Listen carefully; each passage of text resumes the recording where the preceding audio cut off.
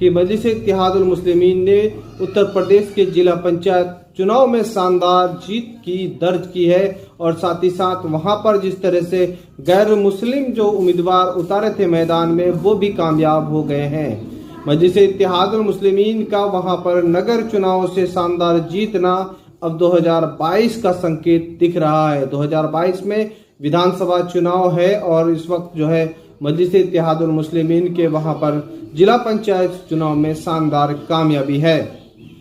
हालांकि 2021 में बंगाल विधानसभा चुनाव का रिजल्ट आया और वहां पर चौंकाने वाला रिजल्ट हुआ। बंगाल के लोगों ने इस बार ममता दीदी को एक तरफा जीत का फैसला दिया और खास तौर पर वहां पर मजलिस-ए-इत्तेहादुल मुस्लिमीन सहित और भी जितने दल थे, जिस तरह से नेशनल पार्टी, कांग्रेस, लेफ्ट और पीरजादा अब्बास सिद्दीकी की पार्टी को वहां के लोगों ने नकारा है। इस वक्त जो है बीजेपी को रोकने के लिए बंगाल के लोगों ने एकजुट होकर इस बार टीएमसी को वोट देकर वहां पर सरकार बनाया है। आपको इस वक्त ये भी बताते चले कि उत्तर प्रदेश में उसके बाद रिजल्ट आया और उत्तर प्रदेश का रिजल्ट चौंकाने वाला आया है।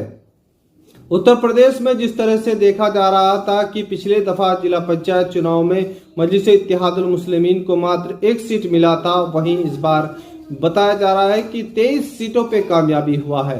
साथ ही साथ मजलिस-ए-इत्तेहादुल मुस्लिमीन के और भी वहां पर संकल्प भागीदारी मोर्चा जो बना है उसके गठबंधन वाली पार्टी लगभग 8 पार्टी है और वहां के 8 पार्टी ने मिलकर इस बार बहुत ही अच्छा वहां पर कामयाबी हासिल की है।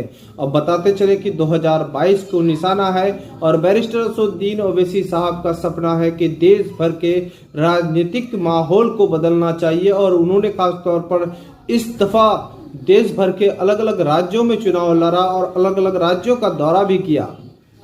लोगों के अंदर जहन में खास तौर पर सियासी बेदारी लाया कि इस वक्त जो है मौजूदा दौर में और खासतौर पर मौजूदा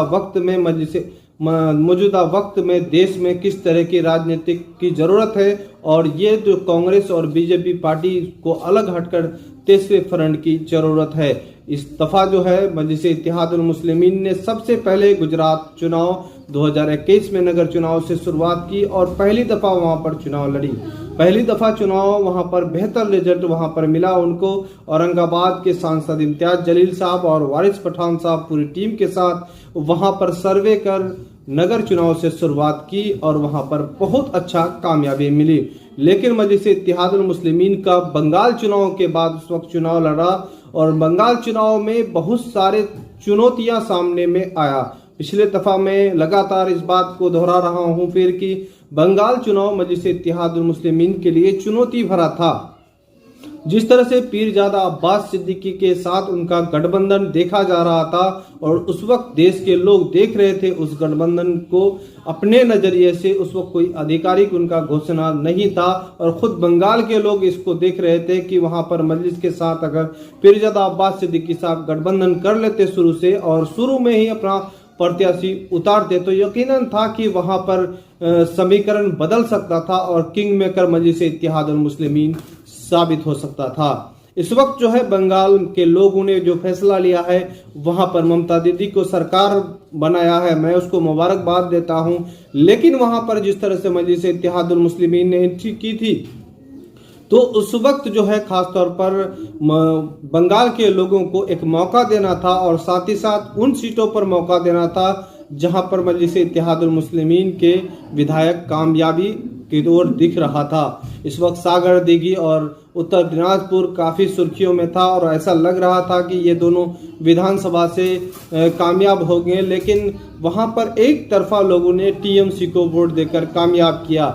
भले ही वहां पर बीजेपी को रोका है, लेकिन जिस तरह से मजलिस-ए-इत्तेहादुल मुस्लिमीन के राष्ट्रीय अध्यक्ष बैरिस्टर असदुद्दीन ओवैसी साहब अपने सभाओं के अंदर लोगों का जो सियासी बेदारी जहन में डालने का प्रयास किया है और ममता दीदी सरकार इससे पहले था और वहां पर खासतौर पर जो मुस्लिम माइनॉरिटी इलाका है और दलित इलाका है वहां पर किस तरह से विकास किया है ये बारीकी से और जो सरकारी आंकड़ा था उन्होंने पेश किया था और यह सरकारी आंकड़ा बंगाल के लोगों ने बखूबी जाना और वहां पर देखा, लेकिन फिर भी बदलाव नहीं हुआ। जिस तरह से बिहार के लोग बदलाव किए वहां पर बदलाव नहीं दिख पाया। इस तरह से वहां के लोगों के अंदर एक जहन बस गया था कि इस बार बीजेपी को अगर वहां पर हटाना है तो टीएमसी को वोट दें, और वहां कांग्रेस लिफ्ट और पीरजादा अब्बास सिद्दीकी के गठबंधन वाली पार्टी को भी वहां के लोगों ने नकारा। हालांकि आपको बता मजलिस इत्तेहादुल मुस्लिमीन वहां पर चुनाव नहीं जीत पाई, लेकिन मजलिस के राष्ट्रीय अध्यक्ष बैरिस्टर असदुद्दीन ओवैसी साहब के चंद कई जो वहां पर सभा हुआ, वहां के लोगों का ये जहन साफ हुआ कि ममता दीदी की इससे पहले भी सरकार थी और यहाँ पर जो मुस्लिम माइनॉरिटी इलाके को नजरअंदाज किया है वो बारीकी से उन लोगों के अंदर जहन में डाला है। अब बताते चले कि आने वाले दिनों में मजलिस इत्तेहादुल मुस्लिमीन को किस तरह से कामयाबी मिलेगा, अब बंगाल के लोगों पर निर्भर करता है। फिलहाल बंगाल के लोगों को जो मिलना था, सरकार मिलना था, वो मिल गया है, लेकिन अब ममता दीदी को चाहिए कि वहां पर वो किस तरह से विकास करे तो वहां के मुस्लिम और दलित और अक़लियत के लोगों का जो है उत्थान हो, वहां पर विकास हो। जिस तरह से वहां पर बच्चों के लिए स्कूल, स्वास्थ्य की व्यवस्था, रोजगार, ये सारे बुनियादी मुद्दे हैं और इन बुनियादी मुद्दों को लगातार मजलिस इत्तेहादुल मुस्लिमीन के राष्ट्रीय अध्यक्ष बैरिस्टर असदुद्दीन ओवैसी ने अपने चुनावी सभा में कहा था। फिलहाल वहां पर मजलिस इत्तेहादुल मुस्लिमीन का संगठन इस वक्त काम कर रहा है और बड़ी मजबूती के साथ काम कर रहा है। बताते चले कि कई लोगों ने हमें कहा है कि आप बंगाल के चुनाव के रिजल्ट के बारे में बताइए, वहां पर मजलिस इत्तेहादुल मुस्लिमीन ने क्या की। भले ही मजलिस इत्तेहादुल मुस्लिमीन ने वहां पर चुनाव लड़ी, वहां पर कामयाबी नहीं मिला, जमानत जब्त हो गया, लेकिन बैरिस्टर असदुद्दीन ओवैसी साहब ने वहां के लोगों के अंदर सियासी बेदारी ला दी है। इस वक्त जो आंकड़े मजलिस इत्तेहादुल मुस्लिमीन के राष्ट्रीय अध्यक्ष बैरिस्टर असदुद्दीन ओवैसी साहब ने पेश किए थे, वहां के डेवलपमेंट के आंकड़े वहां के लोगों के अंदर जहन में पड़ गया है। फिलहाल मजलिस इत्तेहादुल मुस्लिमीन का कुछ अहम कारण था, वहां पर सीट नहीं ला सका क्योंकि बैरिस्टर असदुद्दीन ओवैसी साहब फैसला लेते लेते कहीं लेट कर गए और चौथे चरण आ गया था, और चौथे चरण में सरकार बनाने का उस वक्त खेला होता है और उसी खेला में वो अपने उम्मीदवार का भी घोषणा किया। उस वक्त हवा ये फैल गया कि सरकार बचानी है तो वहां पर टीएमसी को वोट दो। इसी वजह से और भी सियासी पार्टियों को लोगों ने नकारा और साथ ही साथ मजलिस इत्तेहादुल मुस्लिमीन को भी नकार दिया।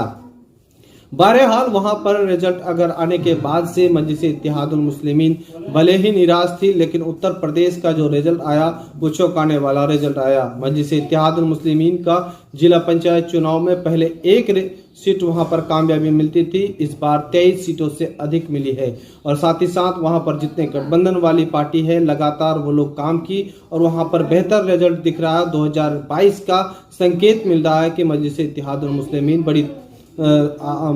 बड़ी तादाद में वहां पर सीट पर कामयाब हो सकती है। जिस तरह से देखा जा रहा है कि मजलिस इत्तेहादुल मुस्लिमीन, पहले भी हमने बताया था कि उत्तर प्रदेश में संगठन काफी मजबूत है। इस वक्त अगर देखा जाए तो मजलिस इत्तेहादुल मुस्लिमीन का हैदराबाद, उत्तर प्रदेश, बिहार, औरंगाबाद इन राज्यों में काफ़ी मजबूती स्थिति में है। और साथ ही साथ यहाँ पर जो मजलिस इत्तेहादुल मुस्लिमीन के जिम्मेदार हैं, चाहे वो प्रदेश अध्यक्ष हो या वो जिला पंचायत के अध्यक्ष हो, जो भी अध्यक्ष हो और जिम्मेदार लोग जो है बखूबी इंतजाम देते हैं। और साथ ही साथ इस वक्त गुजरात में भी मजलिस इत्तेहादुल मुस्लिमीन को जो प्रदेश अध्यक्ष मिला है, साबिर काबुली साहब, काफ़ी मजबूती के साथ वहाँ पर काम कर रही है। पार्टी को कई राज्यों से अभी उम्मीद है, जिस तरह से उत्तर प्रदेश, बिहार और औरंगाबाद, इन शहरों में मजलिस इत्तेहादुल मुस्लिमीन काफ़ी मजबूत है। छोटी पार्टी है। मजलिस इत्तेहादुल मुस्लिमीन के राष्ट्रीय अध्यक्ष बैरिस्टर असदुद्दीन ओवैसी साहब अकेले निकले हैं और अकेले निकलने के बाद कारवा बनता जा रहा है, फिर निकलता जा रहा है। मजलिस इत्तेहादुल मुस्लिमीन सिर्फ चुनाव इसलिए नहीं लड़ती है कि वो कामयाब हो, इसलिए भी लड़ती है कि मजलिस इत्तेहादुल मुस्लिमीन को जो है लोगों के अंदर सियासी बेदारी पैदा हो और उसे ये सलाहियत हो कि हम जो वोट दे रहे हैं वो सरकार के बनाने और बिगाड़ने या किसी पार्टी को जिताने के लिए नहीं, बल्कि अपनी क़यादत को मजबूत करने के लिए लड़े हैं। रंग बदलेगा तो लेट होगा। अभी शुरुआत है मजलिस इत्तेहादुल मुस्लिमीन का। जिस तरह से देश भर में दौरा हो रहा है, फिलहाल अभी कोरोना महामारी है, इस जंग को लेकर के मजलिस के राष्ट्रीय अध्यक्ष बैरिस्टर असदुद्दीन ओवैसी साहब खुद निपटने के लिए तैयार है। बैरिस्टर असदुद्दीन ओवैसी साहब ने बिहार में भी ऑक्सीजन का व्यवस्था और वेंटिलेटर का देने का वादा किया और साथ ही साथ वो पूरा दिख रहा है।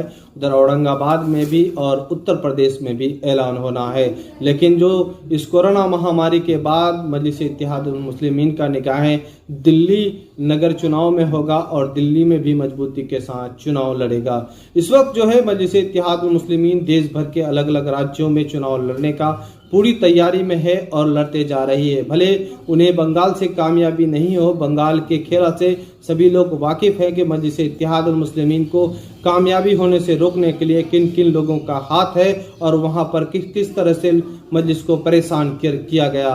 बहरहाल आप देख रहे हैं द मैसेज न्यूज। इस तरह से न्यूज पाने के लिए हमारे चैनल को सब्सक्राइब करें, अच्छा लगे तो लाइक करें और दोस्तों को